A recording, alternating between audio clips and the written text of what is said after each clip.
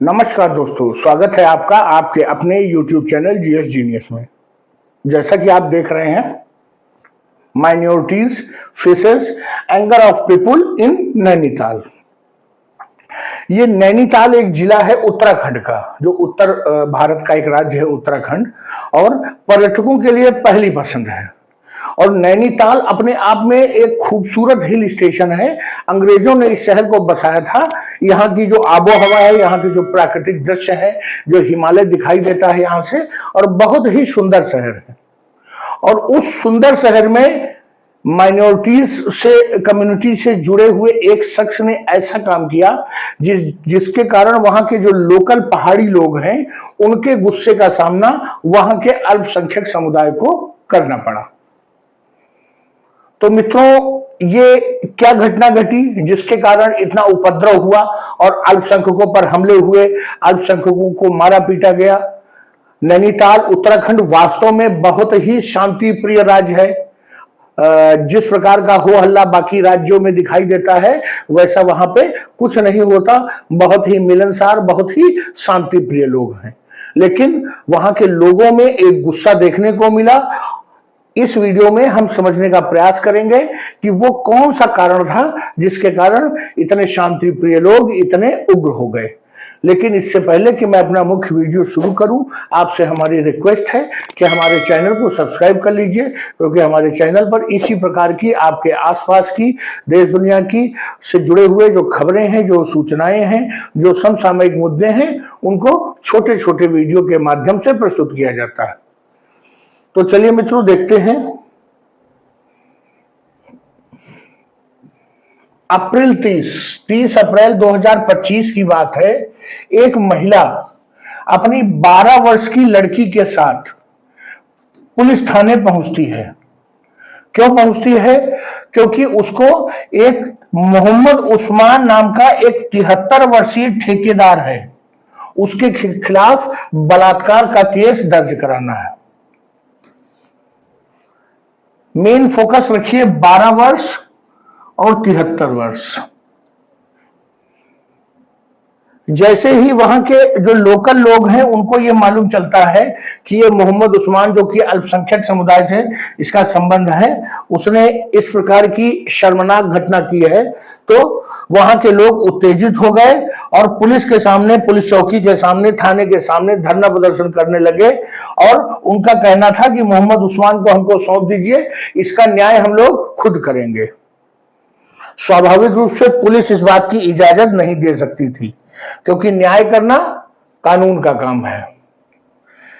अब जब उनकी इच्छा पूरी नहीं हुई भीड़ की, जो वहां के लोकल्स थे, तो उन्होंने बाजार में पथराव शुरू कर दिया, जो वहां का मुख्य बाजार है, और दुकानों में तोड़फोड़ और उनको लूटना शुरू कर दिया। मामला इतना ज्यादा बढ़ गया। जिन लोगों ने बीच में आने का प्रयास किया और दुकानों को लूटने से और पथराव से रोका, भीड़ ने उनको भी पकड़ पकड़ के जम के पीटा। वही बगल में ही, बाजार के बगल में वहां की जामा मस्जिद थी, उस पर भी पथराव हुआ और लोगों ने कहा कि इसको भी तोड़ेंगे। जो नैनीताल में जो व्यापारियों की यूनियन है, उसके प्रेसिडेंट ने कहा कि भीड़ ने केवल मुस्लिम दुकानदारों को ही जो है निशाना बनाया, उन्हीं की दुकानें तोड़ी गई, उन्हीं की दुकानें लूटी गई, बाकी लोग सुरक्षित हैं। ये कुछ वैसा ही दिख रहा है जैसा कि अभी पहलगाम आतंकी हमले में एक धर्म विशेष के लोगों को टारगेट किया गया था, तो उसी के समान यहां भी केवल एक धर्म विशेष के लोगों को टारगेट किया गया। 2-4 दुकानें साथ में थी, उनमें बीच में एक मुस्लिम समुदाय के व्यक्ति की दुकान थी, उसमें तोड़फोड़ की गई, उसमें सामान तोड़ा गया, जो भी रुपया पैसा वैल्यूएबल सामान था वो सब लोग लूट के लेकर के चले गए। इसके अलावा जो भीड़ जो ये सब कर रही थी, वो लगातार नारे लगा रही थी, कट डाउन द मुल्लास, मुल्लों को काट डालो या मुसलमानों को काट डालो। ये भीड़ लगा रही थी। आप समझ सकते हैं कि एक 12 वर्ष की लड़की और उसके साथ इतना घिनौना काम किया, वो भी एक 73 वर्ष के व्यक्ति ने, जो उस लड़की के बाबा या पर बाबा की उम्र का है। इसके बाद लोगों का गुस्सा इस कदर फूटा कि वो इस तरह के जो नारे जिनकी अपेक्षा नहीं की जाती है समाज में, वैसे नारे भी उन लोगों ने लगाए। पुलिस ने 2 सेपरेट जो है केसेस दर्ज कर लिए हैं। एक तो मोहम्मद उस्मान के खिलाफ किया है जो रेप और ये मोलेस्टेशन और इस तरह के धाराओं में, और दूसरा जो भीड़ है, अननोन लोग जिन्होंने बाजार में वायलेंस किया, दुकानों में तोड़फोड़ की, हिंसा की, उनके खिलाफ भी पुलिस ने केस दर्ज कर लिया है। मोहम्मद उस्मान इस समय पुलिस कस्टडी में है और उनकी वहां पर अच्छे से खातिरदारी हो रही है।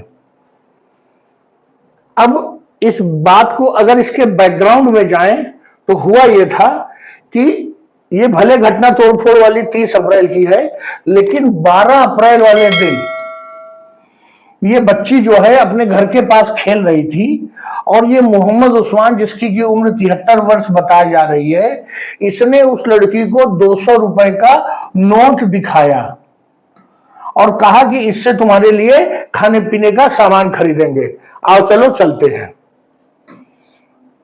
बच्ची 200 रुपए के लालच में आ गई, गरीब घर की बच्ची थी, कभी उसने 200 रुपए का खाने पीने का सामान नहीं खरीदा, हमेशा 5, 10, 20 रुपए का सामान खरीदा।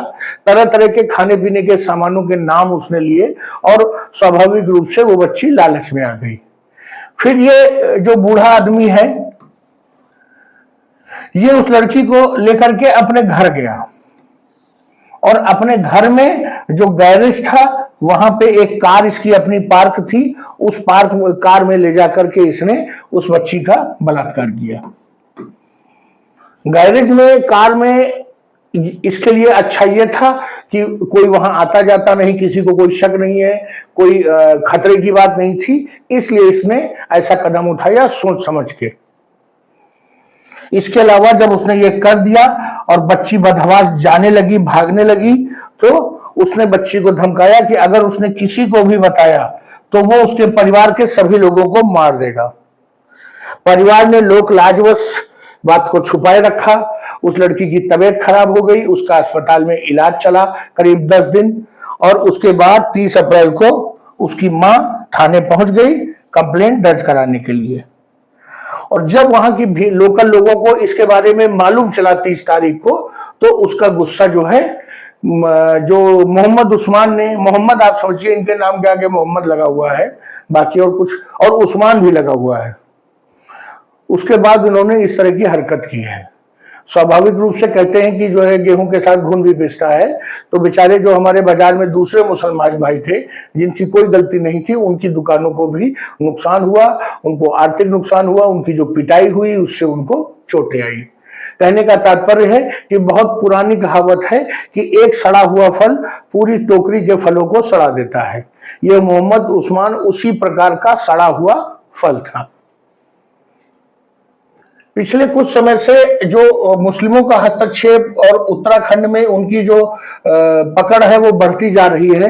वहां के लोगों का मानना है कि जो मुस्लिम समुदाय के लोग हैं वो छल कपट करके वहां के लोगों से उनकी जो वैल्यूएबल जमीन है, जो रोड पे जमीनें हैं, व्यवसायिक जमीनें हैं पहाड़ी लोगों की, उनको कुछ को खरीदे ले रहे हैं और जो खरीद नहीं पा रहे हैं उनको छल कपट से और धोखेधड़ी से छीने ले रहे हैं। ये जो वहां पर स्थानीय मुसलमान जो वर्षों से रह रहे हैं, वो लोग बाहर से और मुसलमान लोगों को आमंत्रित कर रहे हैं और पहाड़ों की जो डेमोग्राफी है, वहां की जो आबादी है, जो जनगणना है, उसको बदलने का प्रयास कर रहे हैं। बहुत से मुस्लिम लोग कुछ ऐसी घटनाओं में पकड़े गए हैं। नवयुवक, जैसे किसी युवती का अपहरण करके उसका धर्म परिवर्तन करा के उससे निकाह करना, या किसी युवती का जो पहाड़ की है उसका कई वर्षों तक शारीरिक शोषण करना, इस तरह के जो अवैध कार्यों में कई मुस्लिम युवक पकड़े गए। उसके बाद से उत्तराखंड के लोगों में मुसलमानों के प्रति एक क्रोध है और वो बार बार कह रहे हैं कि इन मुसलमानों को यहाँ रहने नहीं देंगे, इनको निकाल के बाहर करेंगे। अभी 1-2 साल पहले की ही घटना है जब उत्तराखंड के किसी जिले में ये हुआ था कि जो लोगों ने मुसलमानों को अपनी दुकानें, मकान किराए पे दे रखे थे, उनसे कह रहे थे कि इनसे खाली करवाओ। तो ये वहां पर जो है पिछले कुछ समय से लगातार देखा जा रहा है। उसी क्रम में अब नैनीताल में लोग जो है ये कह रहे हैं कि जो मुस्लिम समुदाय के लोग हैं उनको नैनीताल से बाहर निकालो, इनको यहां रहने नहीं देंगे क्योंकि ये अपराध करते हैं। स्वाभाविक रूप से जो मैं आपको बता दूं कि जो पहाड़ के लोग होते हैं वो बहुत ही शांति प्रिय होते हैं, लेकिन बहुत ही सेंसिटिव होते हैं अपने कल्चर के प्रति, अपनी जीवन शैली और अपने संस्कृति के प्रति। अब अगर उससे कोई छेड़छाड़ करता है तो स्वाभाविक रूप से उनके मध्य गुस्सा जरूर फूटेगा। मैं सभी मुस्लिम समुदाय के लोगों को इसके लिए दोषी नहीं मानता हूं, लेकिन जो इस प्रकार के लोग हैं, मोहम्मद उस्मान जैसे लोग, उनको ये जिम्मेदारी वहां के मुस्लिम समुदाय की है कि ऐसे लोगों को छांट के किनारे करें और एक व्यक्ति के कारण जो संपूर्ण समुदाय है वो बदनाम न होने पाए। तो चलिए मित्रों, ये नैनीताल से खबर आ रही थी। अत्यंत दुखद घटना है उस बालिका के लिए, क्योंकि इस घटना के कारण उस बालिका का पूरा जीवन बदलकर रह गया। मित्रों, वीडियो को यही समाप्त करता हूं।